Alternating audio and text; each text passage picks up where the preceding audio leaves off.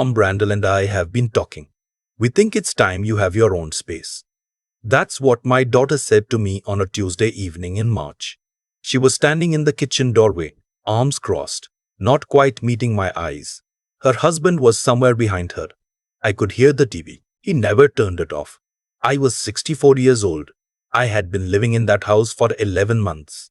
I paid $2,500 every month toward the mortgage, on time, without being asked.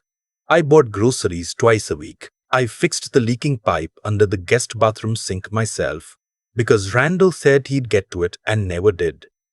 I watched my grandchildren, Lily, who was 7, and the little one, Cooper, who had just turned 4, every afternoon so my daughter didn't have to pay for after-school care. And on a Tuesday evening in March, my daughter stood in the doorway and told me it was time I had my own space. I didn't say a word. I nodded once, slowly, the way you nod when you're trying to make sure you heard something right. Then I set down my coffee mug, walked down the hall to the room I'd been sleeping in since I sold my house in Raleigh, and I sat on the edge of the bed in the dark for a long time. I want to tell you the full story because it matters. It matters that you understand what I had and what I gave up and exactly how things unfolded. Because this isn't just a story about money. It's a story about what happens when people mistake kindness for weakness. My name is Warren. I spent 31 years as a civil engineer for the state of North Carolina. I retired at 62 with a full pension, a clear conscience, and a house that had been paid off for 6 years. My wife, Patricia, passed away from ovarian cancer when she was 58. That was the hardest thing I have ever survived. We had been married 33 years. After Patricia died, the house in Raleigh felt like a museum. Every room held something I wasn't ready to look at yet. Her reading glasses on the kitchen counter, the little chalkboard on the refrigerator where she wrote her grocery lists in handwriting. I knew better than my own. I stayed there for 2 years, doing what the grief counselor called moving through it. Mostly I sat in the backyard and talked to the dog, my daughter. I call her by her name, Adrian. Started calling more frequently after the 2-year mark. She and Randall had bought a house in Greenville, South Carolina the year before. A 4-bedroom colonial that stretched their finances thin from the day they signed the papers. They had 2 children and 1 income, because Adrian had left her job at the insurance company when Cooper was born and hadn't gone back. Randall sold commercial HVAC equipment. He made decent money when things were good. When things weren't good, he was difficult to be around. One Sunday in April, Adrian drove up to Raleigh by herself and sat across from me at the kitchen table and made her case. They had a guest room. The kids adored me. I was alone in a big house, and she worried about me. Why did I sell the Raleigh house? Come stay with them for a while, see how it felt. I want to be honest. Part of me was relieved to be asked. Grief does something strange to your sense of self. You start to feel like a burden, even when no one has said anything. You start to look for evidence that you're still needed. When my daughter looked at me across that table and said she wanted me closer, I believed her completely. I sold the Raleigh house in August. It went fast. Good market, good neighborhood. After 30 years of mortgage payments and a fresh coat of exterior paint, I walked away with $860,000. I also had my pension, which came to $3,400 a month after taxes, and a retirement account that had grown to just over $1.2 million. I was not a wealthy man by any stretch, but I was comfortable. I was careful, and I had earned everything I had. I moved into the guest room in Greenville in September. The arrangement felt natural at first. I paid the $2,500 a month, which I thought was fair. It covered roughly half the mortgage. I bought groceries. I took the kids to school on the days Randall didn't feel like getting up. I was useful, and being useful helped. Randall and I were civil. That's the right word. Civil. We never had long conversations. He wasn't an unkind man exactly. He was just a man who had expected his life to look different than it did. And he hadn't fully made peace with the gap between what he'd expected and what he had. I recognized that feeling. I just dealt with it differently. Things started shifting around month 7. It happened slowly enough that I almost didn't notice. Adrian started asking questions about my finances that felt slightly different from normal conversation. Not alarming questions, just, "How is your retirement account doing, Dad? Do you think real estate is going to keep climbing? Did you ever think about what happens to the money in your pension if something happens to you?" I answered honestly, I didn't think much of it at the time. She was my daughter. I had no reason not to trust her. Then one evening in February, I came into the kitchen to refill my water glass and heard them talking in the living room. They didn't know I was there. Randall's voice was low and steady, the way it got when he was laying out a plan. If he invests in the renovation now, we build equity. It's not charity. It's his investment in a property he's already living in. Adrian said something I couldn't quite hear. "I'm just saying," Randall continued. "The man has over $1 million sitting in a Vanguard account doing nothing. Half of that in this market, in this house. That's real money." I stood very still by the kitchen doorway for about 30 seconds. Then I refilled my glass and went to bed. I didn't sleep. The next day was a Sunday. I drove to the CVS parking lot 3 blocks away, called my financial advisor in Raleigh, a man I'd worked with for 12 years named Stuart, and told him what I'd heard. Stuart was quiet for a moment, then said something I've thought about often since. "Warren, the fact that you're calling me means you already know what this means." He was right. Over the next 3 weeks, I watched more carefully. Adrian began suggesting, gently and then less gently, that I might want to put roads down in Ringville. Maybe help them convert the garage into a proper suite so I'd have real privacy. Maybe look into what it would cost to add that second bathroom they'd been planning. She framed everything around my comfort, my benefit, my happiness. But the dollar amounts she mentioned were always specific, always large. I asked her directly one evening, sitting at the kitchen table, same table where she'd asked me to come stay with her, whether Randall had put her up to asking about my money. She got quiet in a way that answered the question before she spoke. "That's not fair, Dad. We're a family." "I know we're a family," I said. "I'm asking whether Randall suggested these conversations." She looked away. "He just thinks you should be doing more with what you have." I nodded. I said I'd think about it. I didn't sleep well that night either. Then came the Tuesday in March. I've replayed that moment many times. My daughter in the doorway, arms crossed. "Mom, Randall and I have been talking. We think it's time you have your own space." The way she said own space like it was something she was doing for me. I sat on the edge of that bed in the dark and did the math in my head, the way I used to calculate load-bearing tolerances at work, methodically, without emotion, just to understand what I was looking at. 11 months, $27,500 in contributions, hundreds of hours of childcare, groceries I couldn't even estimate, and they had decided that I was no longer useful enough. I slept 6 hours, which surprised me. I woke up and I called Stuart again. Then I called my attorney, a woman in Raleigh named Patricia, same name as my wife, which I've always found quietly meaningful. I told her I would be relocating and I needed to review some documents. I did not tell Adrian any of this. Over the following 2 weeks, I was pleasant. I had dinner with them. I watched the kids.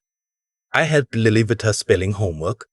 She was working on long vowel sounds and kept second-guessing herself on the silent E. I grilled chicken on the back porch on a Saturday because the weather was warm and Cooper asked me to. I was, by every external measure, a normal grandfather living his normal life. Meanwhile, I found an apartment. Not just any apartment. A 2-bedroom unit on the 9th floor of a newer building in downtown Greenville.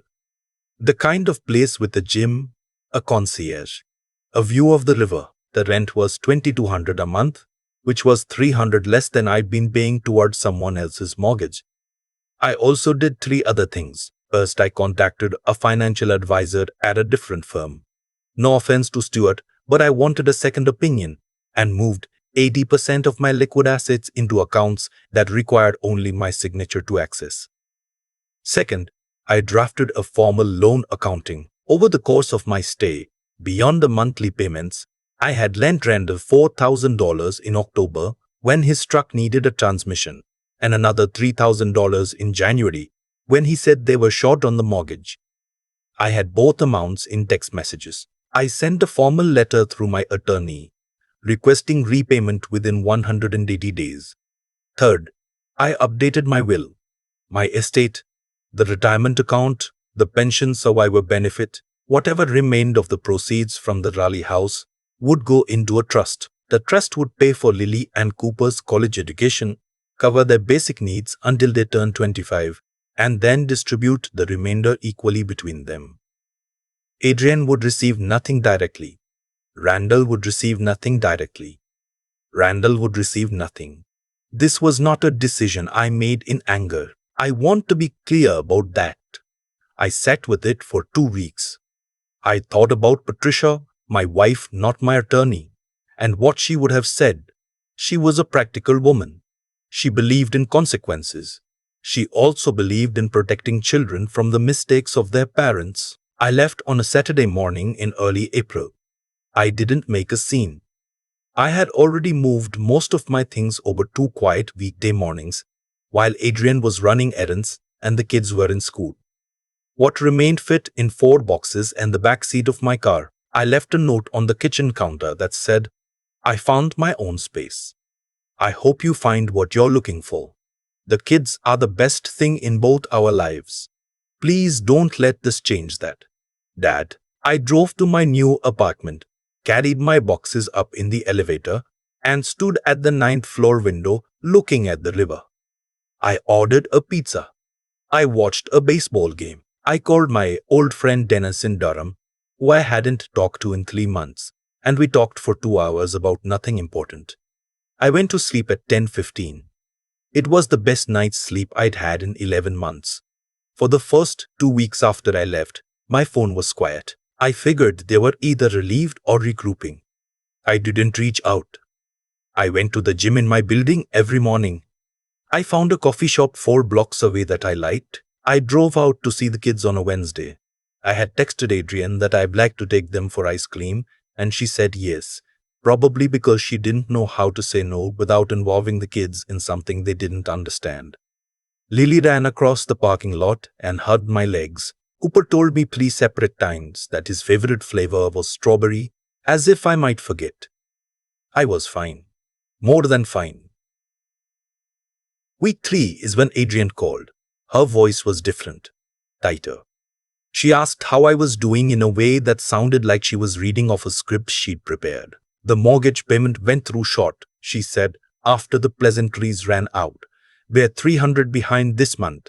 I told her I was sorry to hear that. Dad, she said, and then she stopped. I know this is hard, I said, but I think you and Randall need to figure this out together. That's what married people do. We were counting on your contribution. I let that sentence sit in the air for a moment. Counting on my contribution. I thought about the Tuesday evening in March. The crossed arms. It's time you have your own space. I understand, I said, but I don't live there anymore. The space was mine, as you said. She started crying. Not loud, quiet, effortful crying. The kind that's worse than loud. I stayed on the line. I didn't say anything that would make it stop faster. And I didn't say anything that would make it worse. We made a mistake, she said eventually. Randall, he had ideas about how things should work, and I went along with it, and I shouldn't have. No, I said. You shouldn't have. I miss you, Dad. I miss you, Dad. I miss you, Dad. I miss you too, honey. I miss being in the same house as those kids every day, but I won't be going back to an arrangement where I pay for the privilege of being managed. She was quiet for a while. Then she asked about a letter from my attorney, the repayment request for the $7,000. Is that real? She asked. It is. You have 180 days, I said. That's 6 months. I'm not looking to cause hardship. I'm looking to be taken seriously. Another long silence. What about your will? She asked. Her voice was careful now. Somebody told me. Your attorney's assistant mentioned. My will is my business, I said. But I tell you this much. Your children will be provided for. Generously. Whatever happens between you and me, Lily and Cooper will never go without because of anything I did or didn't do. That's a promise? She exhaled. The rest, I said, depends on how the next few years go. I won't tell you there was some dramatic reconciliation. There wasn't. Adrian and I have dinner together once a month now. Just the two of us at a restaurant downtown. No Randall. We talk. It's awkward and tender and real in a way our conversations hadn't been in a long time. She's started looking into going back to work. She mentioned the insurance company might have an opening. Randall is cordial when I pick up the kids on weekends. Not warm, cordial. I don't need him to be warm. I need him to hand me the car seat correctly and wave from the porch, and he does both. The $7,000 was repaid in 2 installments. I deposited it without comment. My apartment still has boxes I haven't unpacked. I keep meaning to get around to them, and then choosing to read instead or walk along the river or call Dennis. Last week, Lily asked me if I was happy in my new place.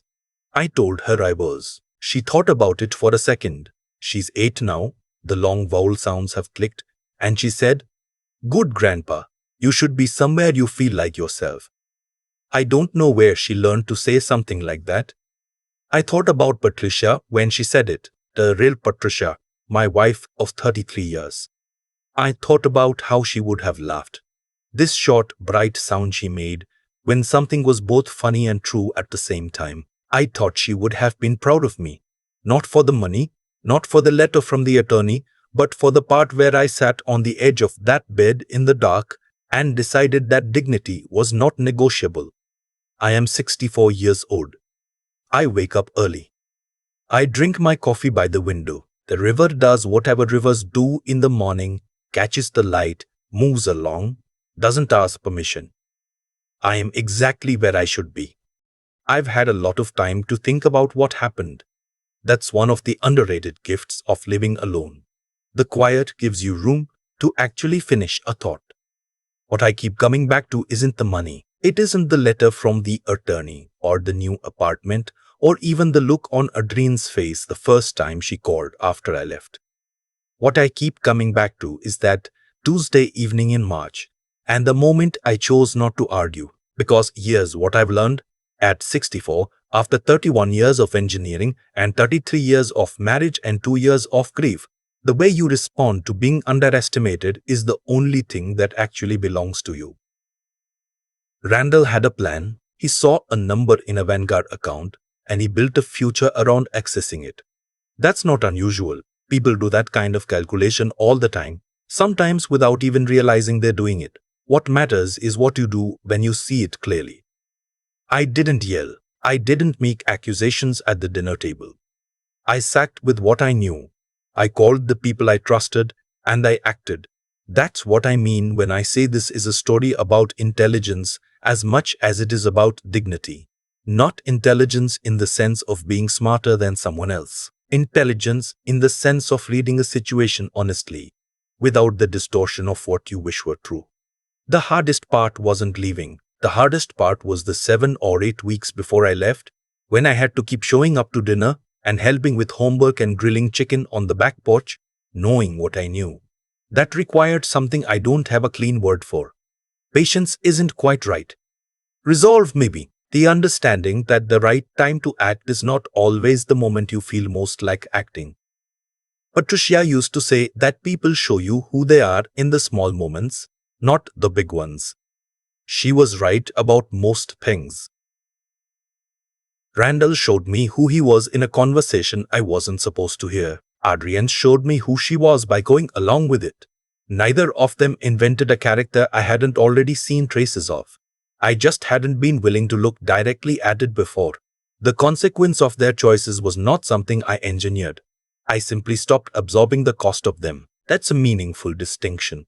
I didn't set out to punish anyone. I set out to stop participating in an arrangement that required me to be worth less than I was. The rest followed naturally. What I hope Adrian takes from this, and I think she's starting to, is that the people in your life who ask nothing of you except to be treated decently are the ones worth keeping. Not because they're push, not vers, precisely because they're not. The moment you confuse someone's generosity for an inability to leave, you've made a mistake that tends to correct itself. Lily asked me if I was happy. I told her yes.